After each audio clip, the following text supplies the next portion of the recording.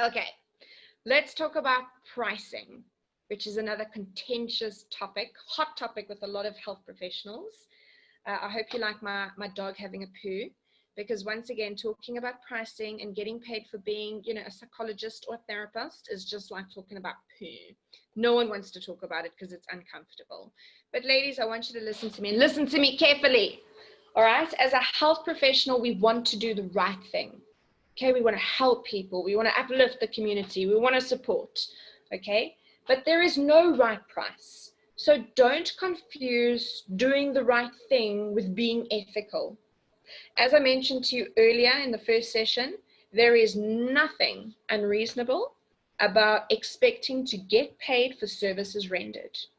All right, and I don't know if this is an innate female thing as well, okay, a historical, societal thing.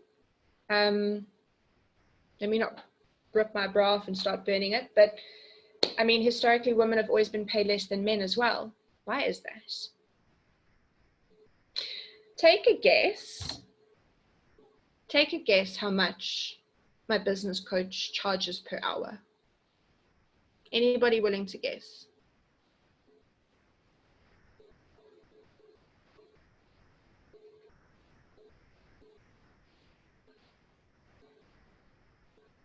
No one willing. I would say, maybe like, I don't know, between 800 and 1, 2 an hour. Who said that? Karen. Hi, Taryn. Okay, try again, go higher. I also had 1, 2 on the chat, but then perhaps 1,500. Go higher. Oh my gosh. You better be adding a lot of value. Okay, I'm not going to kill you anymore. He charges 3,000 an hour. Okay. I had a session with him the other day. I stupidly didn't ask what his costs were for 2020 because I don't see him every month. I check in with him every so often. And then I got my bill. A bit. But what he taught me in terms of how did he get to his price was about 8 years ago, he started out in his business.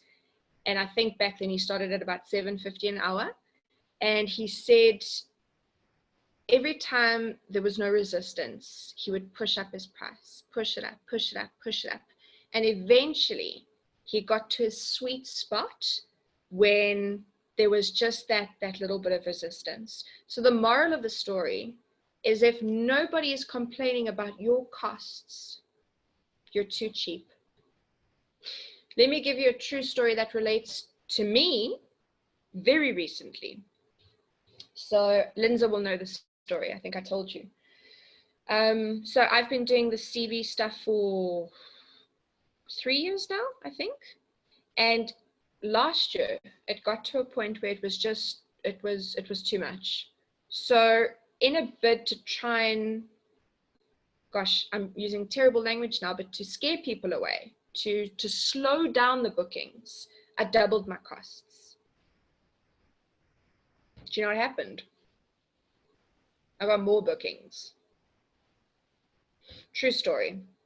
So the way in which we try and ascertain pricing, okay, is I want you to think of the Goldilocks story. Everybody's familiar with Goldilocks, who went into the big, not the big bad wolf, that's Red Riding Hood. Where's my mind at? I went into the bear's house, and there was the hot porridge and the cold porridge, and just right. Think about, let's say you send your husband to the shops, and you say, listen, now I just need this, this, and this, and the last thing on the list is kitchen cleaner. And husband stands there staring at the aisle, and then he sees, okay, cheapers. The kitchen cleaner at the top is like this organic, eucalyptus scented, amazing kitchen cleaner that just is, you know, harvested in the forests in South America. I don't know. And it's like excessively expensive. And he's like, I am not paying 150 Rand for a bottle like that of kitchen cleaner. So his eyes go down and he sees, oh, there's the no-name brand. Oh, that's probably going to be shocking. I mean, 30 Rand please, what that's, I might as well lick the surfaces.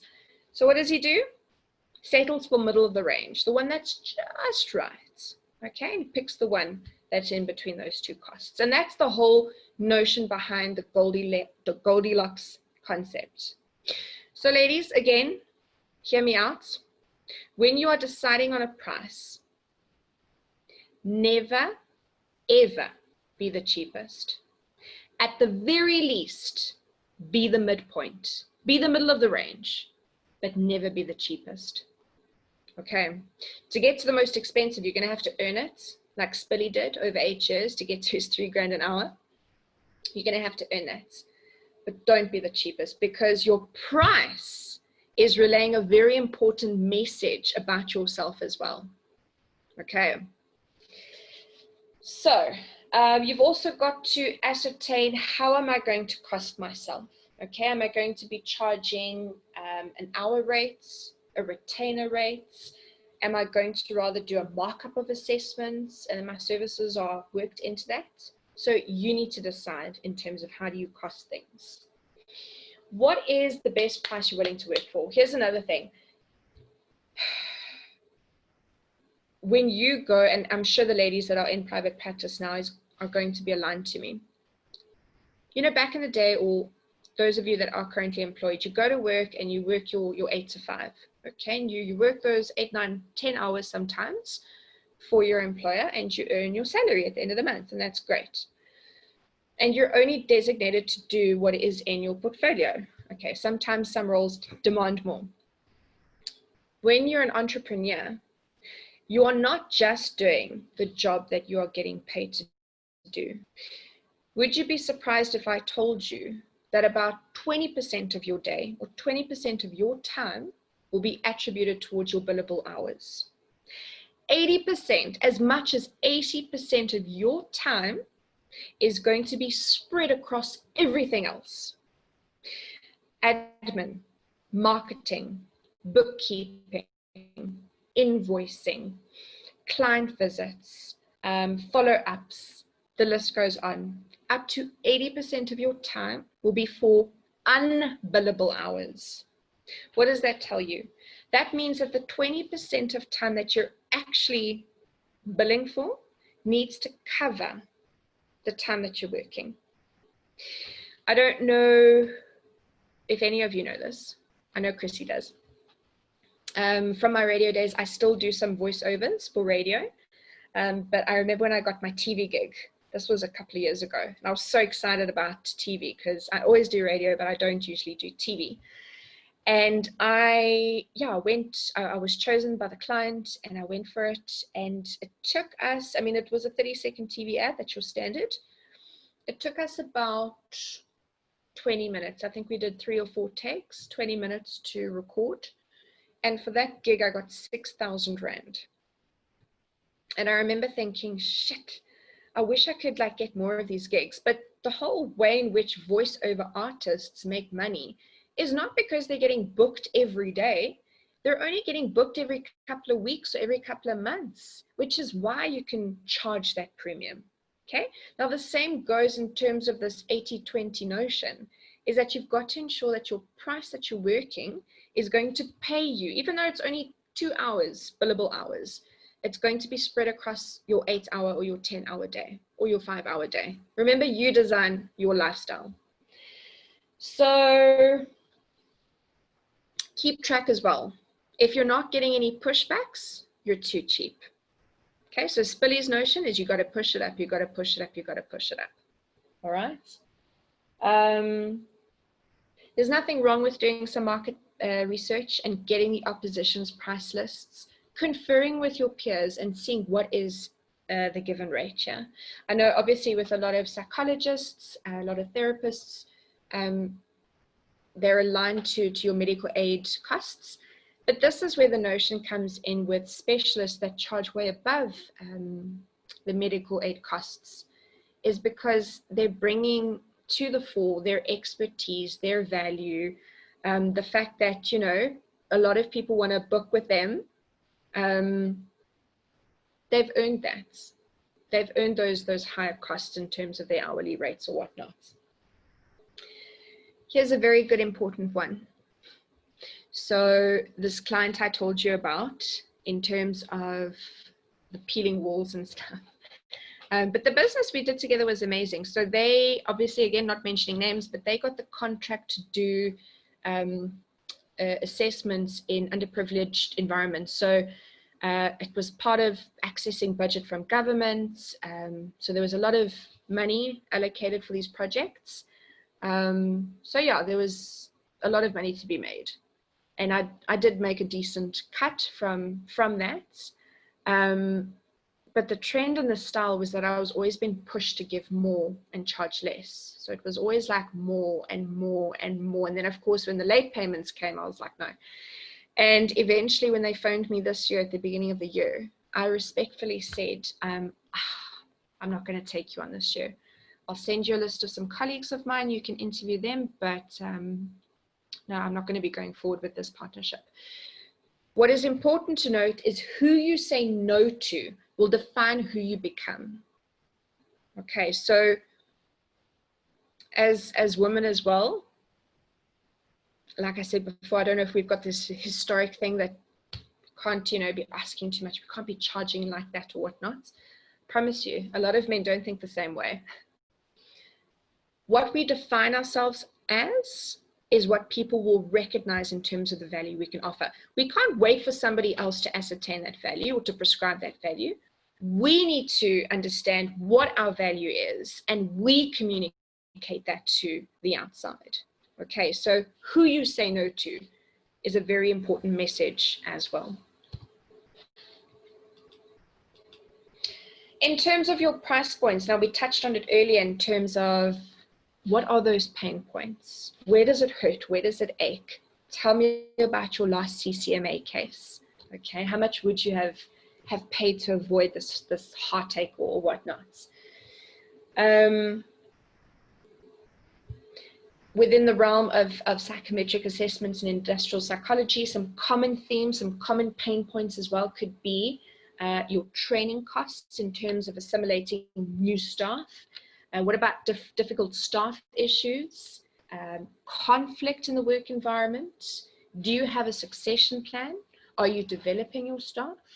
So those could also be preventative pain measures. So not just selling them a relief to the pain, but selling them to the prevention of potential future pain. Okay. Let's talk about things like discounts. All right. Before we get to that though, what I want you to also, sorry, I'm speaking specifically now within the realm of psychometry, but we can align it to the different realms as well. But obviously it's my expertise, so I can think of the examples quickly. But when we look at an invoice for psychometry, make sure that there are line items and segment every part of your offering, okay? So make sure that there is, and I'm just gonna speak arbitrarily now, but let's say there's an administrative fee for the assessments, a transport fee, make sure that, you know, the assessment cost fee, perhaps it's the when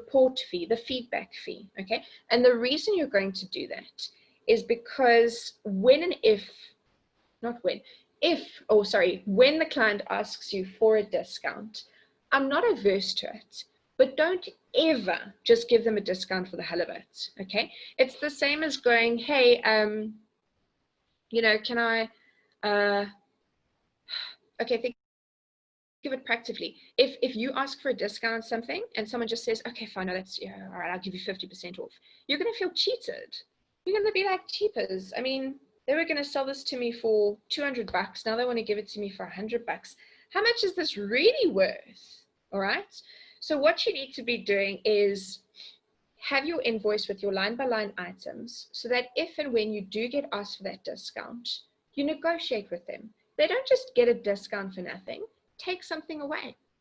Take away, I don't know, the candidate's lunch and say, okay, well, look, if you want a discount, we're going to have to remove this and the candidate will be required to bring their own lunch or whatever. Or I'm going to have to conduct this session via Zoom. I'm not going to then travel to your premises if you want that 20% discount. So always make sure you're taking something away so the person doesn't feel cheated. Okay. Don't just give it away for free. Never discount without getting something in return for work. And this could go perhaps in the bit of, okay, I'll give you a discount, but what sort of assurance do I have? Can we sign an agreement that I'm your preferred supplier for the next 12 months? Can we put that into the service level agreement? Okay. Or perhaps ask them for a bigger deposit on a project, and then you can be more accepting towards a discount. All right, as we mentioned. Oh, sorry. No. Can I ask something? Lynn Yes, Joy, sorry. Hi. I just want to ask, in terms of the example you use now, like example when you negotiate, instead of traveling, I'm going to have to take this online. So just with regards to that example, do you think a counseling session, let's say per hour it's this, but if you take it online, do you think you charge less? Or do you think it's the same? I mean, okay, you're not, you know, or let's say you're not paying for, I don't know, other kinds of operational costs. I don't know. Is it the same amount of effort that goes into an online session as opposed to a face-to-face? Because that was a question I had in my mind actually with all of this as well. Yeah. It's a brilliant question. So I'm going to give you my intuitive answer, which is now contradiction to my example, but I will explain, is I wouldn't charge less for a counseling session over Zoom. And the reason for that is, okay, obviously now, you know, you're not hosting the person at your offices and you're not serving them your coffee, XYZ. But fundamentally, when it comes down to it, you're still putting in exactly the same time. It's exactly the same effort. Okay. So the example I used is perhaps, you know, coming through, if you're going to come to your client's premises, you know, you're meeting face to face. It takes time to set up. It takes time to connect to the Wi-Fi. It takes time to engage with those people, as opposed to them perhaps having an administrator that puts on the computers and then you just log on and do the briefing online, you know. So there are differences. I think we've got to apply our judgment and discretion. But when it comes to those one-on-one contact sessions, or what would have been contact sessions, I don't feel, and maybe somebody can disagree with me and I welcome that, but intuitively I don't feel that you should be discounting for a session that's being done online. I mean, if you're thinking of counseling with that one-on-one session, it's far more different as opposed to what you ladies have spoken about in terms of a group session, whereas group would have been far more dynamic. Now, let's bring it back home. Let's bring it back to chasing the dream. And this is one of the dilemmas that I had, was I postponed the workshop because I thought, no, these ladies have paid for a contact workshop. And I was for many weeks thinking, sure, but like, should I wait? But then it's going to be at the end of the year, you know, what's the point? These ladies have paid for it now. So in the end, that's why I came to the conclusion that, I mean, already, let's say 60% of people had already paid. And now you can't make it one price for these people and another price for these people. And that's why I decided to create, you know, keep the price the same. It's now being delivered in this forum, but then add more value. And that comes in the form of the access to the 12-week program completely free. So that's how I got around this thing. So I didn't discount the price, but I gave more than I had originally said I would. Everyone seems to be happy so far. But it makes a lot of sense, because I can maybe just from a client perspective tell you what I experienced. I experienced that actually it's now in my favor, because Marzena is not only going to give what she usually gives, she's going to give me more. So now I would rather want to stay, you know, on that price, because with that full price that we already paid, I'm going to get more. Whereas if it was one-on-one, I had the privilege of being with you in the room, but I wouldn't get all those extras. So it actually felt like I got more. You know. Well, you did. But yay, thank you so much. I'm very, very excited to share it with you. And you know what, it works to my benefit as well, because you're kind of going to be like my pilots. So you'll go through the course, and if there's any ickies, then I'm sure you'll get in touch and say, ugh, this is not working, whatever. But so far so good. So you are getting more. Okay, and then the last thing with regards to pricing, with my little Lego man that was supposed to be an army man, but what I wanted to say was, don't ever get into a price war, Okay, you don't want to be the cheapest, you don't want to undercut. If somebody says no to you, my advice, then there was a reason that they need to go with your colleague or with your competitor or with the next person. But don't go and get into a price war. It's just not the stress that you need to put yourself through. There are opportunities out there for you. Okay. Still underpricing, but the next slide, what I want to start talking about is negotiation. Okay, so with the consultancy that I was contracted to, sadly with COVID, my contract after 5 years came to an end, but it's all good. We're still on very good terms, and they're now getting me to help them on an ad hoc needed process. But within our offering, there are 2 sales immersions that we conduct with our candidates. And the beauty with these immersions is that you can really see some of the talent when it comes to people that are just so proficient in the sales environment. And I've learned so much from these candidates over the years, especially the ones that really encompass this mindset of long-term partnership, of being that business advisor, of being a person that is genuinely looking for a solution as opposed to trying to sell something down your throats. So this is where negotiation comes into the mix as well. Now, there's a little, you'll see a red screen pop up with your bonus, but I'm going to tell you now in any case. There's a little bonus PDF book called Everything is Negotiable by Gavin Kennedy. And within this book, it gives you sort of tactics in terms of how to negotiate. But there's a story from the book, and it goes like this. 2 guys in a bar having some drinks, and let's call it Bob and John. And Bob's got a yacht which his wife has been on his back to sell because it was just an excessive purchase that he made a couple of years ago. He hasn't used it as much as he wanted to, and she's getting on his nerves now. He needs to sell this yacht. And John's actually on the market for a yacht. So somehow this topic comes up, and Bob says, no, I'm actually selling my yacht. And John's like, oh my word, how much do you want for it? So John's like, flip, I haven't even thought about that, but let's say $20,000. And John's like, yeah, hell yeah, cool. And the 2 men shake on it, and they leave the bar, and they both feel ripped off. So Bob goes home, and he's like, flip, I could have asked so much more money for this. I can't believe he accepted that offer. And John goes home, and he's like, darn it, I could have reduced it so much more. I can't believe I accepted the first offer. So if you accept the first offer, you are robbing the opportunity. You're robbing the person of the opportunity to feel like they came away with a better deal. And that's the whole art of negotiation. It's that delicate tug and pull.